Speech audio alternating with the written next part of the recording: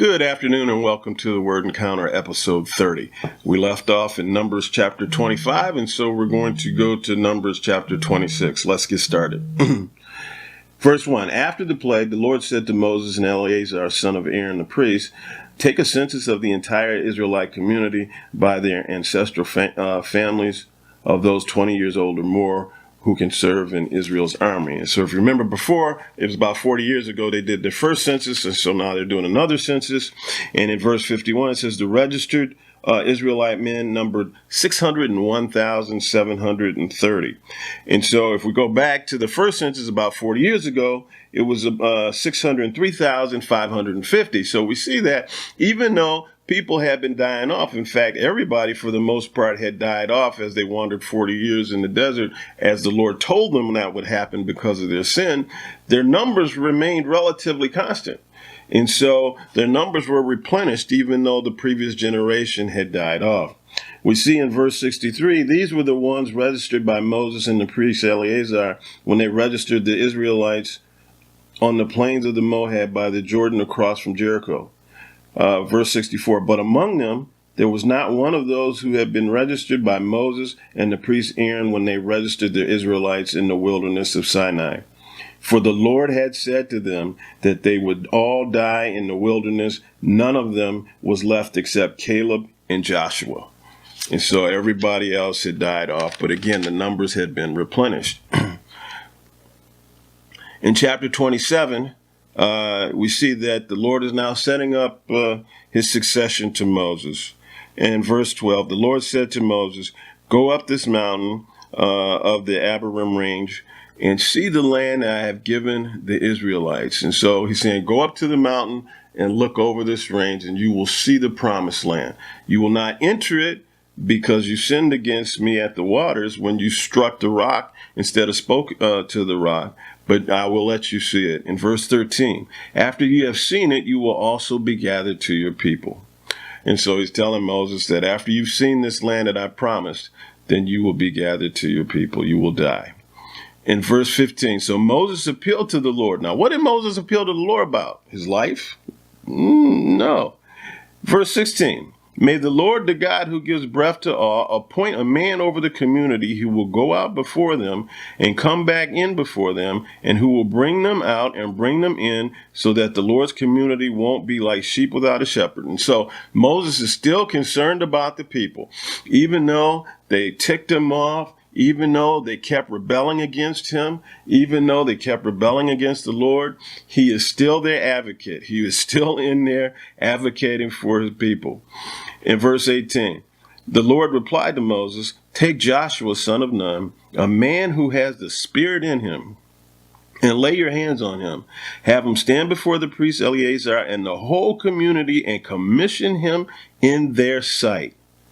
Confer some of your authority on him so that the entire Israelite community will obey him. Stand Joshua before all the people and essentially transfer your mantle. Take your mantle off of yourself and give it to Joshua in the sight of all the people so that there's no confusion about the succession or who's going to lead and guide or whatever. Do this in front of all the witnesses. It's just a reminder. Whenever you do things in secret, things don't seem to work out as well as when you do things in the open. And so do it in the open, have no secrets, and move forward.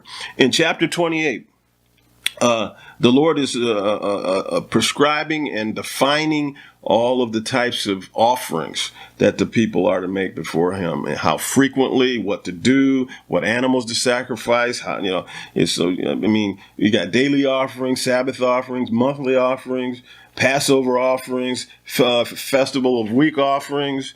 You have trumpet offerings, you have Day of Atonement offerings. There are all kind of offerings. And so, and each one has a specific way that it is to be executed. And so the Lord is defining for the people, how to go about doing that. Okay. And so one of the things that I'm reminded about in the Old Testament is that all aspects of life have to be defined for the people. It's like the people are a pack of dogs and they don't know how to live. And so the Lord is defining everything, making nothing ambiguous. This is how you do this. This is how you do this. This is how you do this. This is how you do this, making everything very clear. And so when the people get the instructions on how to do things, on how to do things. Now, the only decision is whether or not they're going to do them. It's not that they don't know how. It's just whether they're going to be obedient or not. And so in chapter 30, we go on, and the word talks about vows.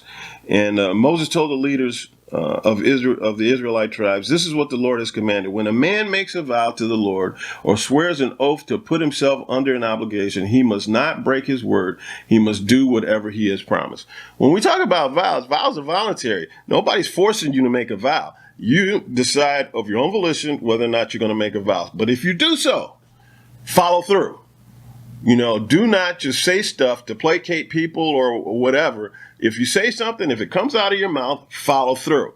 And so we'll see this is very important as we go through the word and in the New Testament and whatnot. But watch what comes out of your mouth. Watch over what comes out of your mouth. The word says that God watches over his word to perform it. So God's very careful about what comes out of his mouth because he's bound to it. And so we need to be bound to our word and what we say and follow through. And so, because again, it's voluntary. We don't have to. So let's go on to chapter 31. And we see here that verse 1, the Lord spoke to Moses, execute vengeance on the Israelites against the Midianites. After that, you will be gathered to your people. So what did the Midianites do? And so it was the Midianites who seduced Israel to worship Baal. And so the Lord is saying, no. We have to execute vengeance on these people because they led you astray. They have to pay for what they did. In verse 4, it says, send 1,000 men to war from each Israelite tribe. So there are 12,000 men going to war. In verse 7, they waged war against Midian as the Lord had commanded Moses and killed every male. Among the others slain by them, they killed the Midianite kings. There were 5 Midianite kings. And so they killed all the kings as well. They also killed Balaam, son of Beor, with the sword. Now remember, Balaam was the prophet that Balak went to in order to curse the Israelites. And so, but Balak didn't do it. And he said, well, why was Balak killed? What was his sin? We'll get to that in a second. In verse 9, the Israelites took the Midianite women and their dependents captives, and they plundered all their cattle, flocks, and property. So they took all the women and children and all animals, and they killed everything else. Verse 14, but Moses became furious with the officers, the commanders of thousands and commanders of hundreds, who were returning from the military campaign. Verse 15, have you let every female live? So he's mad because they let the females live. Yet they are the ones who, at Balaam's advice, incited the Israelites to unfaithfulness against the Lord in the Peor incident. And so it was at Balaam's advice that they seduced the Israelites to worship Baal at Peor, so that the plague came against the Lord's community. And so in response, God sent a plague. And so a lot of Israelites died. Verse 17. So now kill every male among the dependents. It's like kill all the male children and every female who has gone to bed with a man. But keep alive for yourselves all the young females who have not gone to bed with a man. So keep the virgins, kill all the other ones because they were involved in seducing the people, because a part of Baal worship, I guess, was sexual activity and whatnot. And so the Lord is saying, get rid of those folks. Now the male children, I don't know. Verse 25, the Lord told Moses, you, the priest, the priest Eleazar and the family heads of the community are to take account of what was captured, people and animals, then divide the captives between the troops who went out to war and the entire community. And so remember, we're talking about a war. We're not talking about small potatoes here. Let's look at some of these numbers. Verse 31. So Moses and the priest Eleazar did as the Lord commanded Moses. The captives remaining from plunder the army had taken total 675,000 sheep and goats, 72,000 cattle, 61,000 donkeys, and 32,000 people. All the women who had not gone to bed with a man. I mean, this is a huge thing. This is not some small thing. But there was a miracle that occurred in this battle. If we go over to verse 39, your servants have, these are the commanders talking to Moses. Your servants have taken a census of the fighting men under our command, and not one of us is missing. Not one was missing.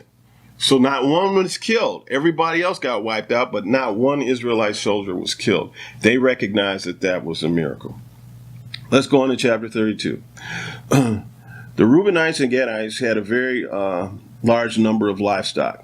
So they had a large number of animals. In verse 3, they had these territories on one side of the Jordan. And so they were about to cross over the Jordan to capture their inheritance, but the Reubenites and Gadites didn't want to go across because they wanted the land that was on the side of the Jordan that they were already on, because the land was good for livestock.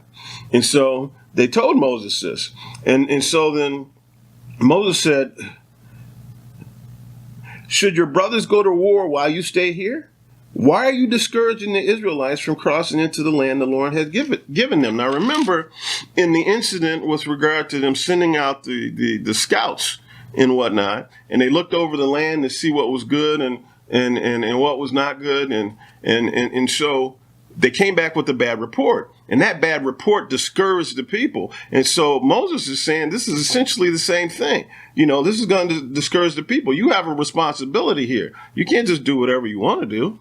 And then in verse 16, but they approached him and said, we want to build sheep pens here for our livestock and cities for our dependents. But we will arm ourselves and be ready to go ahead of the Israelites until we have brought them into their place. We will not return to our homes until each of the Israelites has taken possession of his inheritance. So their brothers are saying, look, we want this land on this side of the Jordan, but we're going to go over. We're going to cross the Jordan with our brothers, and we are going to fight. And we will not return home on the other side of the Jordan or back to the other side until all of our brothers have their inherited land. In verse 20, Moses replied to them, if you do this, if you arm yourselves for battle before the Lord, and if every one of your armed men crosses the Jordan before the Lord until he has driven his enemies from his presence, and the land is subdued before the Lord, afterward you may return and be free from the obligation to the Lord and to Israel. And this land will belong to you as a possession before the Lord. And so Moses said, if you do everything you say you're doing, we're golden. We're good. But if you don't, then he lists some things that will happen to them if they don't. But, you know, they end up doing it. And so we go on to chapter 33. And so in chapter 33, Moses recounts all of the things that had happened during the 40 years of travel in the wilderness. And so he's telling the Israelites this. He's telling them a story about the whole history and bringing them to the present time as they're, you know, about to cross over. And then we see in verse 50, the Lord spoke to Moses in the plains of Moab by the Jordan across from Jericho. 51. Tell the Israelites, when you cross the Jordan into the land of Canaan, you must drive out all the inhabitants of the land before you, destroy all their stone images and cast images, and demolish all their high places. You are to take possession of the land and settle in it, because I have given you the land to possess. In verse 55, but if you don't drive out the inhabitants of the land before you, those you allow to remain will become barbed for your eyes and thorns for your sides, and they will harass you in the land where you live. And verse 56, and what I had planned to do to them, I will do to you. If you don't drive them out, if you don't do everything I'm telling you to do, then what I planned for them is going to be your portion. And so make sure you do it. And so if we go on to chapter 35, we can't forget the Levites here. Now, chapter 34, the Lord outlines the boundaries of the promised land so that the Israelites know where they're bound. In chapter 35, the Lord spoke to Moses, and he spoke to him about the Israelites and about the Levites. And the Israelites were to give the Levites a portion of their inheritance for the Levites, because the Lord is watching over the Levites to take care of them. And so we see that the Levites are taken care of because they will receive a portion of the land that is inherited by the Israelites. And then in chapter 36, it goes into the inheritance of some daughters. I don't really understand what the purpose of chapter 36 is. I gotta be honest. And so you read through it and you determine for yourself. And with that, we are finished with Numbers. And tomorrow we will start in Deuteronomy, which will be the final book of the Pentateuch.